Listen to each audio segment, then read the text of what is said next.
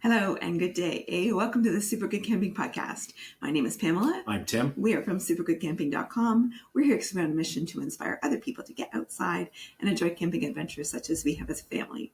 Today we wanted to talk about common but rarely discussed reality is camping hygiene. So things about washing, doing dishes, and bathroom breaks. We're going to be boldly going where no podcast has ever gone before.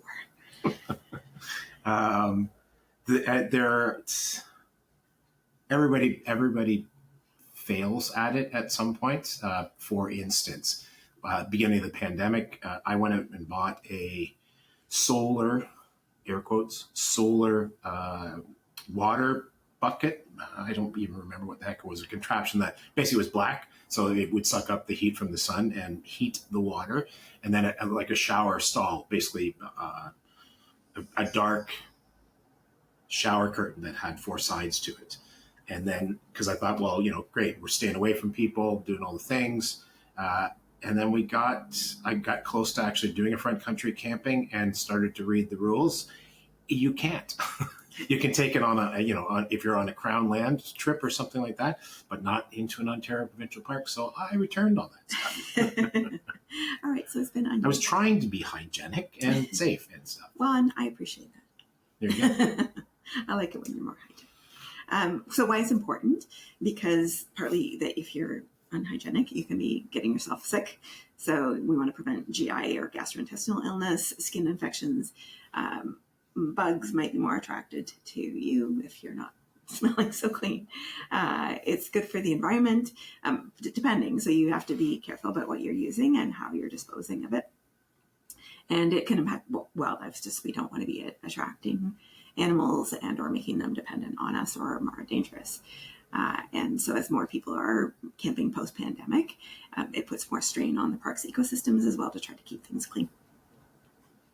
Two of the things you're going to hear a lot throughout this episode are cat hole, which is basically digging a hole about 6 to 8 inches deep. So what's that, 15 to 20 centimeters deep. The diameter of said hole depends on what you're doing. If you're disposing of, say, gray water, it won't need to be. It'll need to be bigger so that you're putting a lot of fluid into there. If you're using it for your bathroom break, you have good aim, you can make it smaller. The other thing you'll hear is that regardless of what you're doing, you want to be 200 feet, so 60-ish meters away from any water source, whether it's a lake, a burbling brook in the back of your site, whatever. We'll get to how, because biodegradable is a thing, except it's not like you don't wash in the water and it's fine. It doesn't work that way. The term cat hole conjures up images of a cat in a litter box and doing this. You'll have a trowel. So yes, I don't dig with my fingernails. Although when I get back from a backcountry trip, it looks like I did. And I just cut them off because I can't clean all that crap out of there. Yes, we take a trowel. There are all kinds. Go check out. Chances are you've seen or heard our episode on with Steve Evans, Sulik 46. He has it wickedly light, very, very good, like an awesome trowel. And that's where he started from. So go check his out. It's cool. Yeah. So with your personal hygiene, it's important for food prep. It's important to wash your hands before and after using the bathroom, or before prepping food and after using the bathroom. Use a biodegradable soap, well away from any water source. So even if it is a so-called biodegradable soap, we don't necessarily want it going right into the drinking water. And sponge baths, and solar, as Tim mentioned, solar showers, but only on Crown Land, not in Ontario parks. And rinsing things off without polluting the water sources, spitting your waste into the cat hole. So you're brushing your teeth, then you're spitting into a cat hole. And also away from water sources. Menstrual hygiene options, so sustainable options like menstrual cups, period underwear, resealable waste bags, just so if you are taking something that's not so sustainable, then it goes into your Ziploc bag, or something that's kind of well sealed so you're not attracting animals, and making sure that you're packing that stuff out. And then with laundry, doing like small loads if you need to kind of scrub some things with minimal soap, and then disposing of the wash water properly. Yeah, and just on the note of minimal, and it'll probably come up later. When you buy biodegradable, for the sake of argument, we use camp suds most of the time. I think that's the name of ours. Mm-hmm. Although outbound from Canadian Tire, I almost said, outbound from Canadian Tire also has one. They're concentrated soaps, so you need very little of it in order to get enough sudsy business going on to get, and to boot, you can just rinse your shirt off sometimes. So why would I clean a shirt that's only going to get filthy again, and stinky and stuff, especially if I'm backcountry camping? Just saying. If it's warm enough to jump in the water, you can jump in the water with. I often jump in with my clothes on and don't bother putting on a bathing suit or anything. And then lay it out to dry. I just wander around until it finishes dripping and stuff. Okay. It keeps me cool for longer, right? Gray water management, dish and wash water. So it's why it matters is you've got food particles, you've got soap chemicals, and they harm the aquatic ecosystems. So when you're doing your kitchen things, when you're coming to the wash portion of your program, strain out solids and pack them out with your food waste. And once if you strain out, so the cooking part, but not even the washing part, I would take it again 200 meters away. But once I've strained out the food particles, take it 200 meters away and either do a large cat hole and dump it in, or at the very least, spread it around 200 meters away from water sources, but you want it 200 meters away from your campsite as well. Because if it smells like food, guess who's going to come visit you? Not bad. Animals that are hungry. So use, again, small amounts. You don't literally takes drops. You don't be squirting it. Besides, you don't want to be carrying. That's why it's concentrated, because you don't want to carry big jug of liquid with you, because it weighs a lot. I think a gallon of water is like 9.6 or 9.8 pounds, something like that. And that's 4 liters. That's 10 pounds. No. And car camping, there'll be designated places to dump it. Like, don't go wash your dishes in the sink in the vault toilets, or in the comfort station. In the comfort station, or when the little spigot that'll be in between campsites. Don't wash it there. No.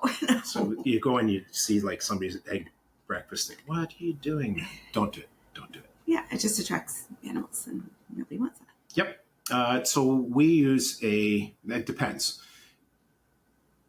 You can use it with single stage washing, where you wash in a bucket of water, whatever that is. For us, if we're backcountry, we've got a liner that holds our mess kit together. Inside of that liner, we set it in, because it's soft. It doesn't have a lot of wall strength to it. We set it in one of our pots and use that to wash everything in. We wash it, and then we use one of our water jugs, water bottles, to rinse it into the same pot. So we end up with one bucket of water that we have to go deal with. If we're front country, we do 2. We have a collapsible bucket as well, so that you can wash in one and then just dip it into the other bucket, rinse it off, and then you take the 2 of them and go away and dispose of them properly. Yeah, so bathroom basics and waste disposal in established campgrounds. So there's proper use of vault toilets properly. Don't throw anything other than toilet paper and waste. Don't go in the vault toilets. And backcountry wise, so yeah, Tim's mentioned the cat holes, 6 to 8 inches deep, 200 feet away from water, trails, and your campsite, and packing out things that don't belong there. Wag bags. I was going to leave that to you because I don't know what that means. Yeah, so they're often used in alpine and high traffic areas, or places that you're above the trees. There's no grass. You can't dig. It's just rock and stuff. For me, as soon as I hear the word wag bag, rock climbers, especially ones that do multi-day face climbs where they actually hang a sleeping platform. You got to do something, and it's got to go with you. So you use a wag bag, that's what they're called, to pack out your waste. Toilet paper options, so biodegradable packing out. Well, though, I don't think most people need to pack out. Right? As long as you're burying it properly, you can certainly just bury your. For those of us on the ground, absolutely, yeah. But please do bury it, because we show up at sites so often, and it's like, did it snow here? What's with all the white bits? That's how it was when we were in Georgian Bay. There was like scattered, and you just knew where everybody had been going to the bathroom was.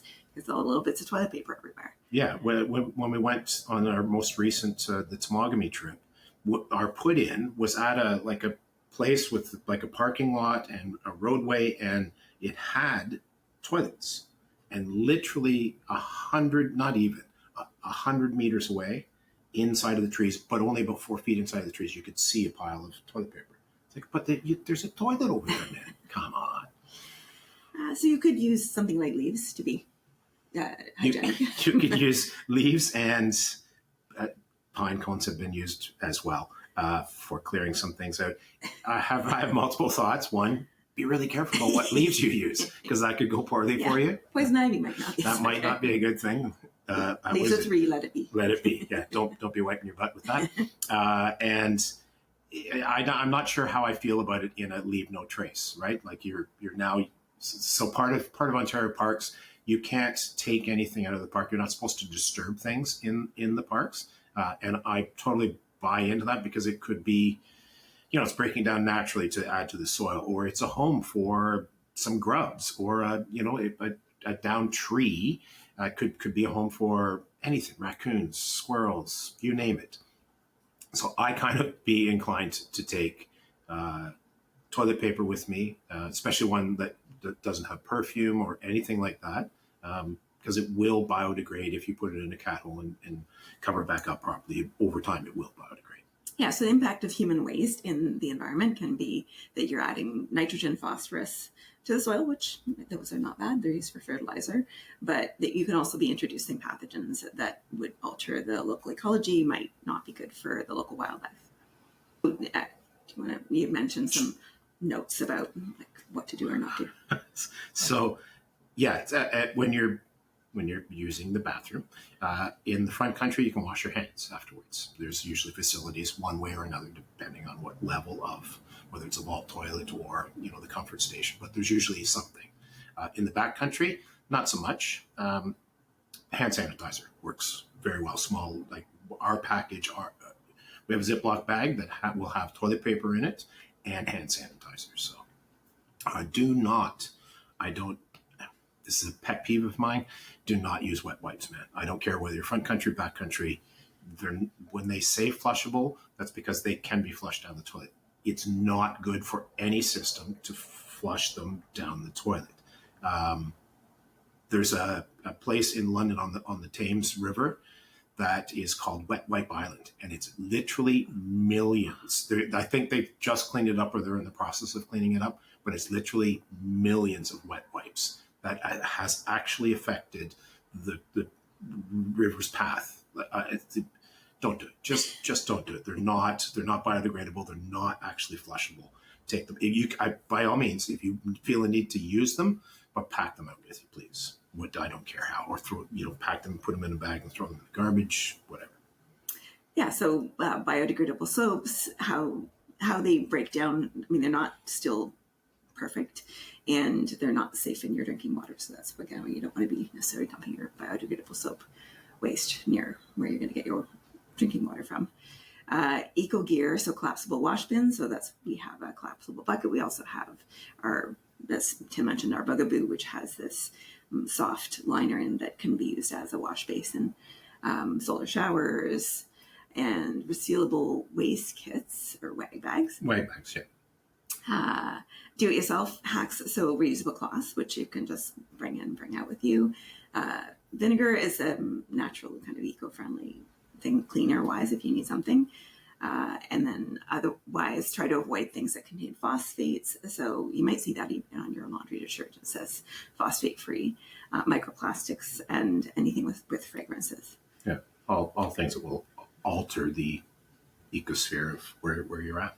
And the next item we decided I would handle. You bet. It's about women's hygiene. So menstrual hygiene, just try to use something that you can bring out with you easily. So there is reusable period underwear. That's super easy. Just take it in, put it in a Ziploc bag because it's going to have a scent to it once you're done using it. So put it in a Ziploc tightly sealed so that you're not attracting animals. You can use period cups. That's super easy too, and easy just to rinse those out. Although again, you don't necessarily want to be rinsing them out anywhere near your campsite or where your water supply is. And for kids, hand hygiene, trying to emphasize with them as well how important it is that they keep their hands clean.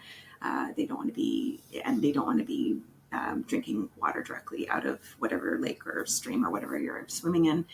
And for infants, diapers. Like, how many times have we seen also like diapers just left out somewhere? So you have to bring stuff back out with you wherever you happen to be. And you certainly can't throw diapers down the vault toilet. You can't just leave the diapers sitting somewhere. You have to bring them back out with you. And then, proper sanitation it's important for everybody in whatever context you happen to be in. But certainly when you're out in the backcountry, or in nature, we don't want to be messing up our environment. Okay, I'll tackle the next one. So leave no trace, and environmental stewardship. So dispose of waste properly, leave what you find. Those seem very straightforward to me, but judging by what we do see when we're out there, not all the time. I'm just saying that it really stands out when you look and see something like a toddler's, diaper. Is like, no, that doesn't belong in nature, man. You take it out with you, or down in the vault toilet, because it's like, no, that also doesn't work. It says right on the sign in the vault toilet while you're sitting there reading. Just saying, come on. Small habits, the washing your hands not in the lake. Making sure you're using biodegradable soap. And I'm not sure that we were quite clear enough about. So it's biodegradable, but it's not biodegradable in water. It actually has to use the earth that it's going to, because it will end up in the water table, but it gets filtered by the earth as it makes its way to the water table. All right.